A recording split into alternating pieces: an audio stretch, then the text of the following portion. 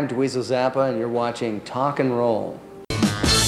He's not the only Zappa following in Dad's footsteps. 12-year-old son Dweezil played guitar on tour with Frank this summer. I like my dad's music because it's just, there's always something new to listen to, you know, and it's always based on such a good idea, you know. Would Frank like to see his offspring seriously pursue the entertainment business? I always thought that the manner in which I earn my living was something that I wouldn't wish to inflict on anyone else. But if they want to be in show business, no problem. You want to be in show business? Here it is. I'm just a guy trying to earn a living and do his work, and doesn't want to have people bothering him. But you want them watching what comes out? No, I don't care whether they watch what comes out. And I don't even care whether they listen to what comes out. I'm concerned with getting it out. Just giving people the option of something other than the norm of American entertainment.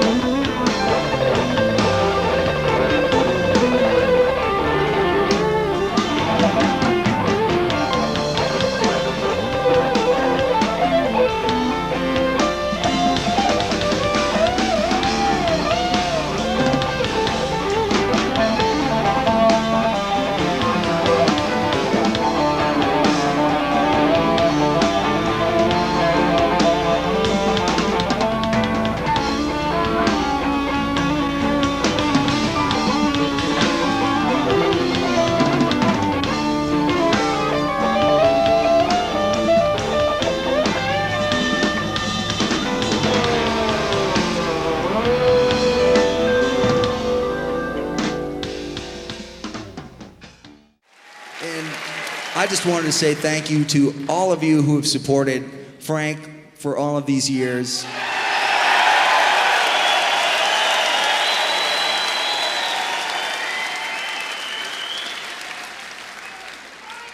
But I can't help but feeling like somehow his music has skipped over a couple of generations, and some young people have been missing out on something that they really should have the opportunity to be exposed to.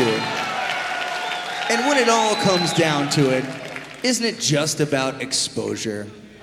I mean, there's nothing wrong with Frank's music, but it's not on the radio like Beyonce. And there's nothing wrong with Beyonce, but I'm just saying, if Frank's music was on the radio like that, I think there would be a lot more people that would have more of an open mind.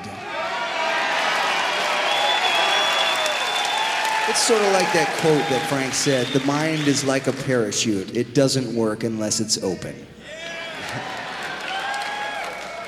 Anyway, I'm sharing this with you just because this is for the DVD, and I just want everybody to know that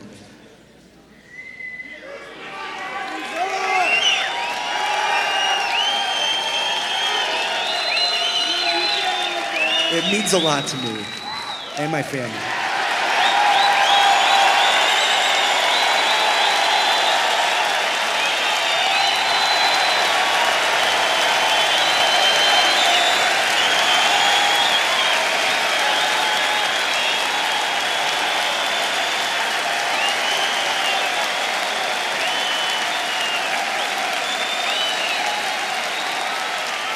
Thank you very much, everybody.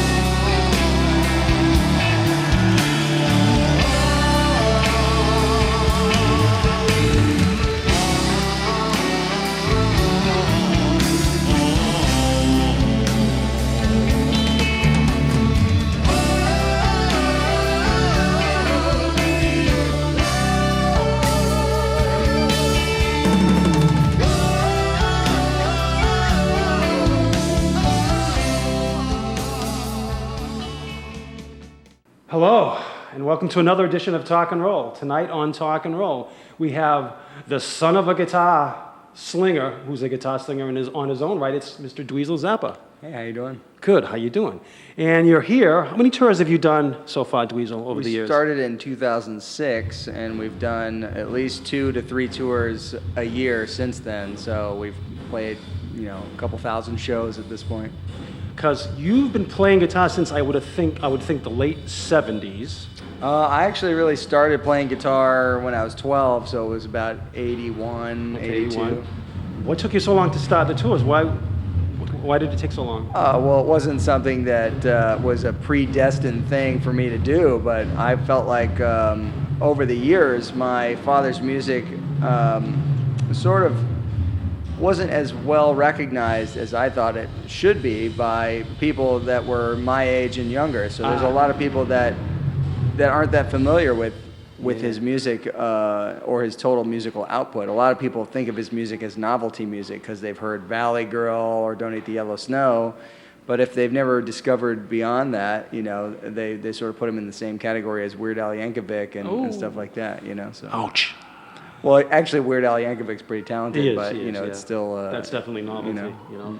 But the weirdest thing for you personally, there was a detour at one point because you were a bit of a television star as well. You were on that show. What was the show you were on with your sister Moon and Cindy Williams? What was it called? Normal Life. we Normal did that. Life.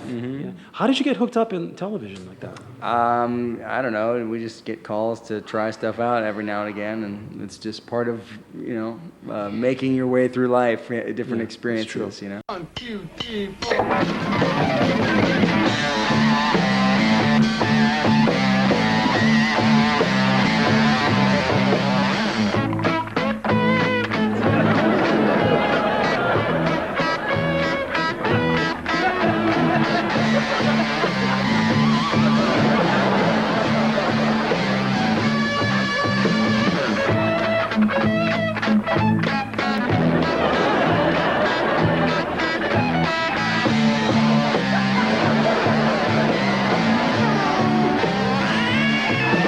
Baby's crying! And your brother Abed, you and him were on a show called, which I love, Happy Hour. Yeah, that was fun.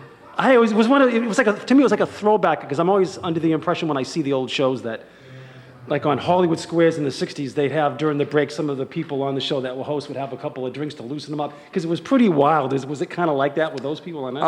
On Happy Hour. Or was it really structured? It was, No, I mean it was meant to be something where, you know, it was a little bit crazy. It was supposed to be somewhere of a cross between European game show and public access television. For the people at home who might not know what the hell they're watching, why don't we describe what it is we intend to do for them this evening? You mean you don't know people at home? No, they've never seen anything like this. It's unbelievable. Tonight we're going to do a little singing, a little dancing. Yes. A little fun with our celebrity guests. You're going to see people out of context, just what you like to see. Doing everything that I want them to do. That's right. We're going to play some games. Some things they're not going to want to do, but we, by God, will make them do it.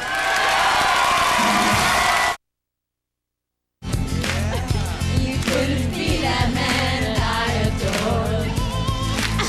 You don't seem to know, seem to care what your heart is for.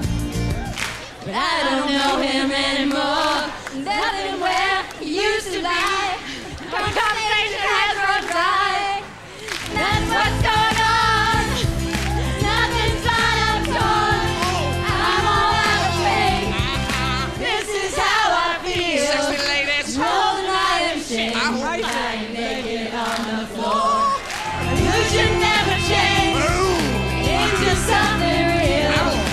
Wide awake and where do you get your band members for your band? Because you've got extraordinary people. Where do you find them? You know, there's people out there that have talent everywhere, but you know, we put the word out through friends and a couple of people that you know, have connections through some schools and stuff. But it's not like there were thousands of people that wanted to come audition. You know, we had a limited amount of people, and only a couple of people actually had the requisite skills to be able to do it, and those were the people that got hired. Other than your dad, who, when you were a kid through the Zappa household, what musician passing through made the most impression on you next to your dad? You know, we didn't have a lot of people that were passing through all the time, but I mean, who would work with your dad, I should say. I mean, I liked watching the concerts and seeing the people that played with my dad, and I always thought, you know, it was cool to see Terry Bozzio playing drums and, you know, Steve Vai playing guitar and stuff like that. So, you know, when we did this tour, we invited those guys to play with us on the inaugural tour. But, you know, my dad's had some great players. George Duke is another favorite. I love him. Did your dad give you guitar lessons? Because if he didn't, I would think he was so busy doing things, I don't think he would have the time. But did he give you guitar lessons? Little bits here and there, but it wasn't something that he wanted to do to, you know, say, here, you got to do it this way. He was curious to see what my approach would be, and I just listened to records and learned stuff by ear. Even now, when I learn all of Frank's music, I learn it by ear. Everybody else in the band can read. I'm not very good at it, so I still just learn it by ear. Does Frank, I mean, should say Frank, do you or your family, do you still have the, what I call the the Jimi Hendrix Frank Zappa guitar, Yeah. the legendary guitar. Wasn't it for auction or something? It just could. It was, but it didn't sell. Who would you like to play with that you haven't played with yet? Musicians. I don't know. You know, we've played with a lot of great people that were already people that played with my dad, and I've had a chance to play with a lot of other people on different projects. You know, I have a thing that I started making called "What the Hell Was I Thinking," which is a guitar record that has a lot of different guitar players on it. So it's about 35 or 40 different guitar players on there, including Eddie Van Halen and Brian May, Angus and Malcolm Young, Eric Johnson, Steve Morse, Steve Vai, Brian Setzer, you know, lots of different He hasn't missed anybody. Yeah, there's a lot of different styles and different... See, I'm familiar. Is that out now, or is it coming out? No, I haven't finished it yet.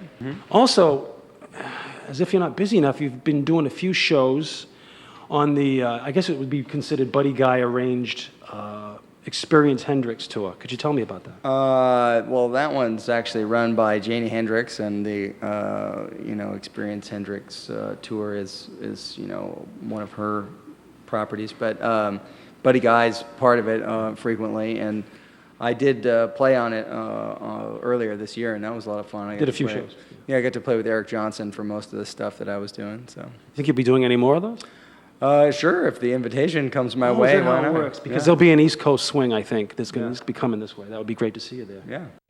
Gonna be a little motorcycle.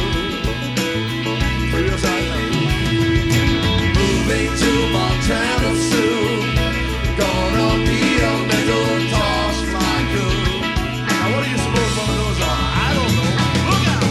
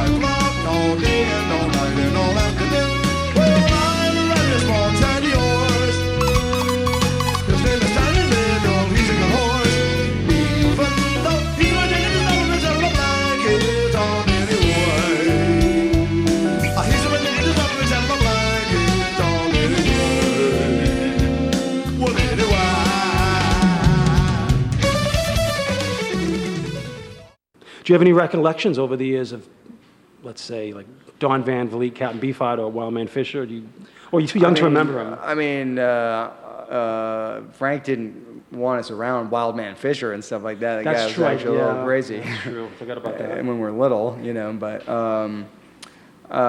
you know, Captain Beefheart, he would call the house periodically, and I would talk to him. And the last time I did talk to him was he called up and he was looking for Frank, and he said, "Dweezil, I got a platypus in my briefcase." I'm like, "Okay, hold on," and I got Frank. I met him once. He was very nice, and I was on the phone with him once, and he said something about me and chocolate milk, and I don't quite understand it. Anything strange ever happen while you're playing on stage?